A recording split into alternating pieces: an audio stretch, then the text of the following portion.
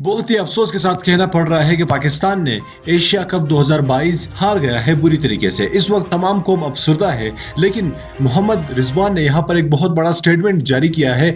पाकिस्तान की हार की असल वजह भी बयान की है। उन्होंने कहा है कि रिजवान ने कहा कि बाबर आजम और फखर जमान जानबूझकर आउट हो गए, जिसकी सबसे बड़ा वजह थी कि हम मैच हार गए। दोस्तों, रिजवान ने इंटरव्यू देखते हुए मैच के बाद बताया कि ये दोनों खिलाड़ी, मुझे समझ नहीं आ रहा था कि क्यों आउट हो गए, लेकिन इस तरह लग रहा था कि ये दो खिलाड़ी जानबूझकर आउट हो गए, और मुझे ये भी समझ नहीं आ रहा था कि ये किस तरह हम मैच हार गए, क्योंकि ये दोनों खिलाड़ी इस तरह के बॉलों पर आउट हो गए जो कि एक बच्चा भी खेल लेता है वो बॉल। तो रिजवान ने यहाँ पर बहुत बड़ा स्टेटमेंट दिया है बाबर आजम और फखर जमान। अब तमाम कौम ये सवाल कर रही है कि क्या जानबूझकर बाबर आजम और फखर जमान आउट हुए हैं या नहीं, जो कि रिजवान ने बताया है कि आउट हो गए हैं। दोस्तों, आप इस बारे में क्या कहना चाहेंगे? यहाँ पर पूरी कौम अफसरदा है। पाकिस्तानी क्रिकेट टीम अच्छी जा रही थी, अच्छी पार्टनरशिप कर रही थी, पहले बॉलिंग भी अच्छी हो रही थी, लेकिन जब रिजवान ने कहा कि बाबर आजम और फखर जमान जो कि दो डिलीवरीज पर दोनों आउट हो गए, तो इसकी सबसे बड़ी वजह यह है कि वो